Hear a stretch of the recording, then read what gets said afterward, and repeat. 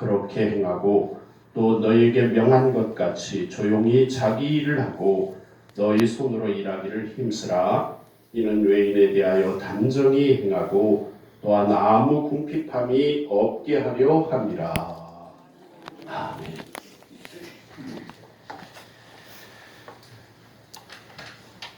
데살로니가 전서 말씀은 총 5장으로 된 말씀인데 5장으로 된 이 데살로니가 전서 전체 내용을 구분하면 크게 다음과 같이 2가지 주제로 나눌 수 있습니다.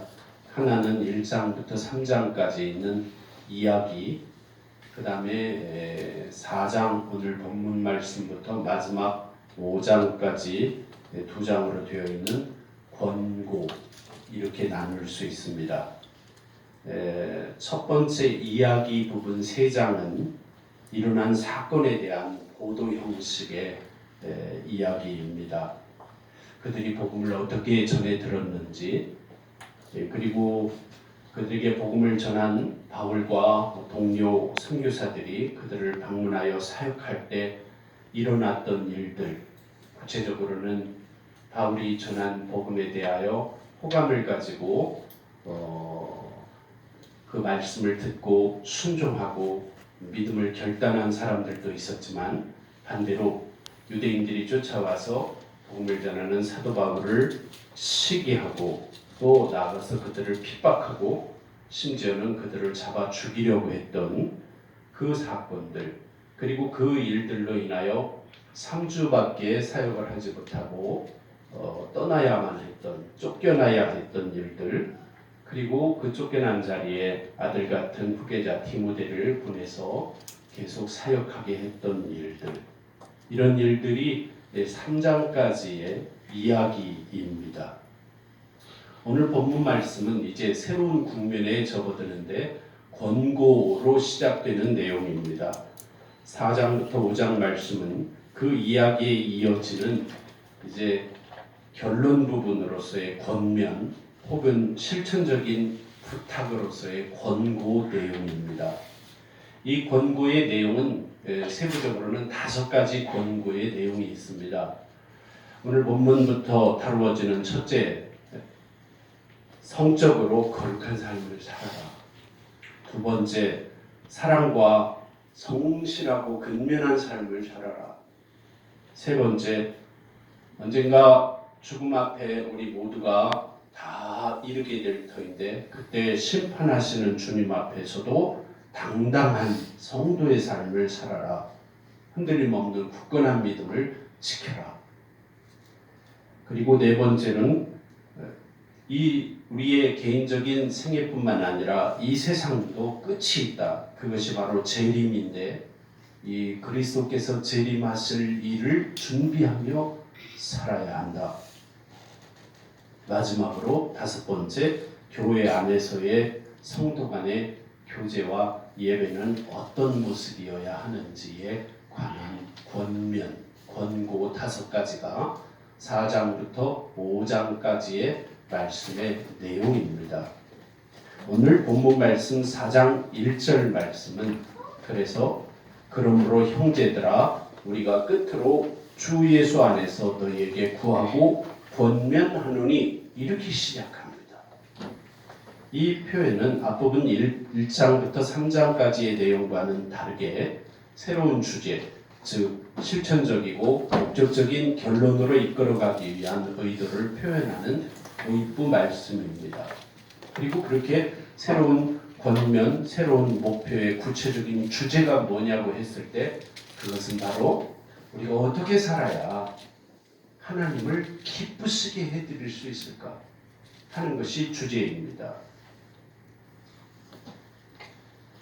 이 데살로니가 전서 편지를 데살로니가 교회 성도들이 받고 있었던 초대교회 시절의 성도들은 임박한 종말 혹은 주님의 재림에 대한 신앙 때문에 매우 혼란한 형편에 있었습니다.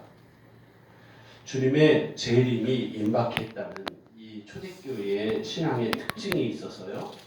성도들은 그렇다면 주님이 곧 재림하신다고 하면 이 고난의 때에 이 신앙생활하기 어려운 때 우리가 믿음을 가졌는데 가정은 어떤 모습이어야 할까? 또 인간관계는 어떻게 해야 할까?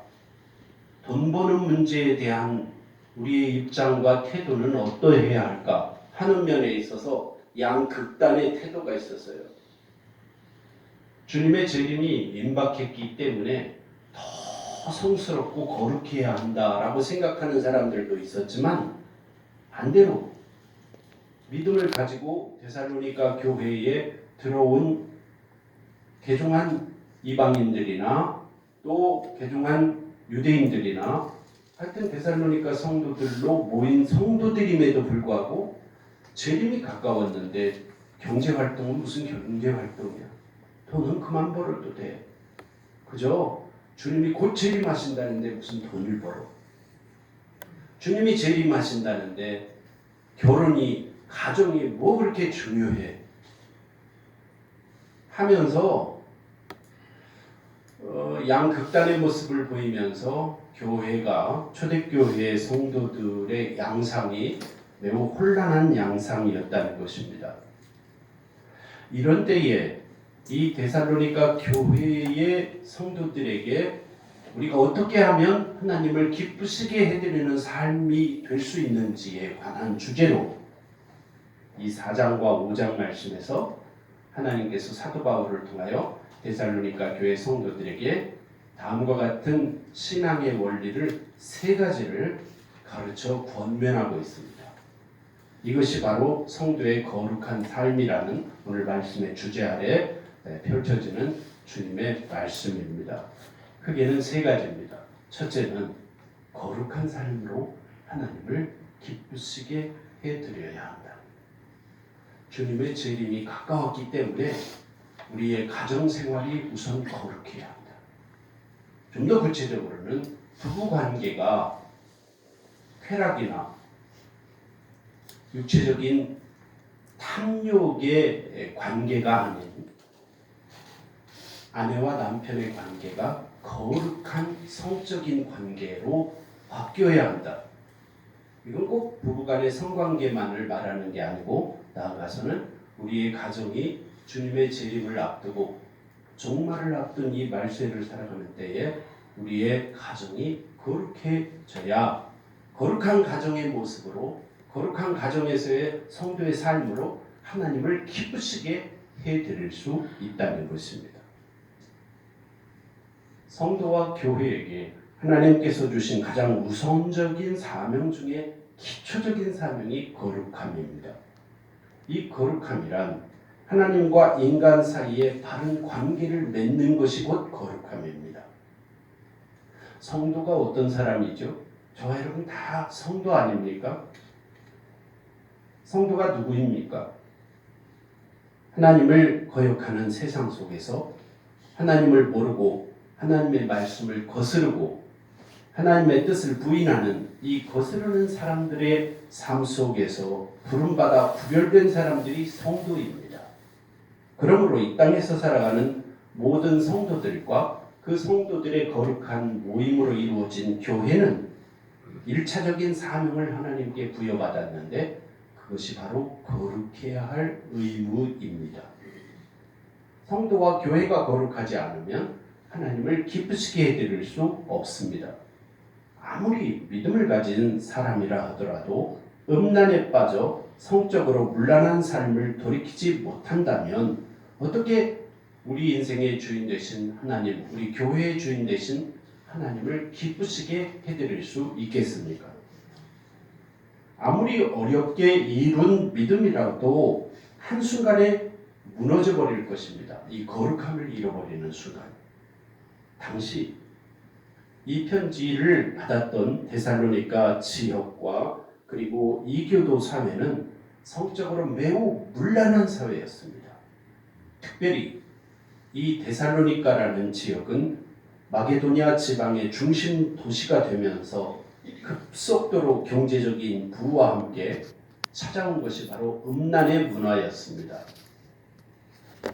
결혼 전이나 후에도 첩을 두고 살았고 창기들과 성관계를 그냥 오락을 즐기듯이 즐기던 세태였습니다. 심지어 그 데살로니가 지역에 만연해 있던 종교 제의 속에도, 종교 우리로 말하면 예배의식 중에도 심지어는 사제들과 음란한 여인들 간의 성적인 음란 행위가 종교의식 중에 한 행위로 자행되기도 했습니다. 이럴 정도였으니 얼마나 이 시대가 타락해 있었겠습니까? 그래서 오늘 본문에 하나님께서 사도 바울을 통하여 데살로니가 교회 성도들에게만은 너희는 그렇게 살면서 교회에 등록했다고, 그리스도인이 되었다고 해서 문화를 바꾸지 않으면, 그 거룩하지 않은 문화를 탈피하지 않으면, 그 성적인 타락을 여전히 즐기면서 교회 다닌다 해도 너희들은 하나님을 기쁘시게 해드릴 수 없다 하고 가르치는 것입니다.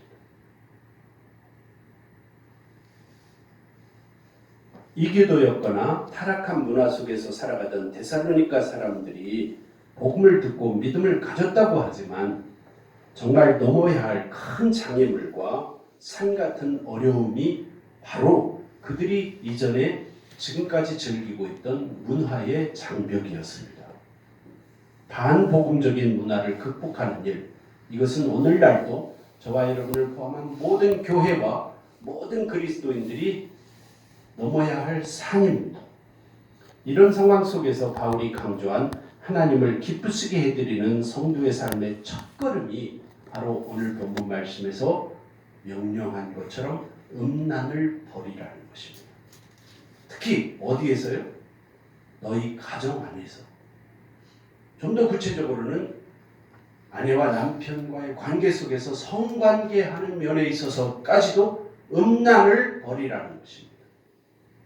그래서 음란의 문화를 끊어버리고 거룩한 가정을 회복하여 변화된 믿음의 삶으로 하나님을 기쁘시게 해드리라고 명령하고 있습니다. 이 헬라어로 원래 거룩함이란 히브리어 단어는 코데시라는 단어인데 이 단어는 분리하다라는 뜻을 가진 단어입니다. 원래 카다시라는 단어에서 유래된 단어입니다. 그런데 이 카다시, 분리하다라는 뜻의 이 거룩함이라는 단어에서 또 한 단어가 파생되었는데 그것이 바로 창기라는, 창기, 음란한 행위를 일삼아 돈을 버는 여자들, 창기라는 뜻의 케데샤라는 단어입니다. 놀랍게도 이 거룩이라는 단어에서 같이 파생된 단어입니다.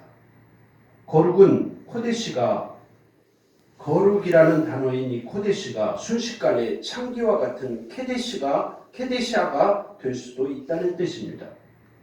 그래서 사도 바울은 데살로니가 성도들에게 세상 사람들과 구별되어 거룩한 삶을 살아야 한다.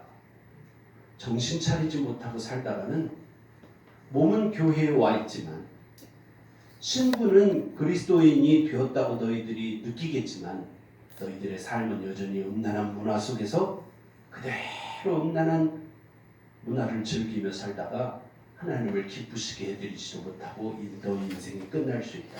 그것을 경고하는 말씀입니다. 성도 여러분, 고대부터 현대까지, 특별히 오늘날 현대사회의 모든 풍요와 성공의 뒷면에 무엇이 있는지를 잘 살펴보십시오. 모든 성공한 사람들, 성공한 성취와 모든 풍요를 이룬 풍요의 바로 뒷면에 무엇이 있는지를 살펴보시라고요. 뭐가 있을까요? 쾌락과 성적 타락이 있습니다. 어김없이. 어김없어요.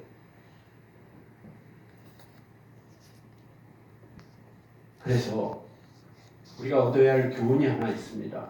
아무리 성공한 것 같은 사람이라도, 아무리 성취를 이루고 부를 이루었다고 해도 자만하면 안 됩니다. 모든 면에서 그렇지만 특별히 이 성적인 유혹 앞에서 자유로울 수 있는 사람은 아무도 없습니다.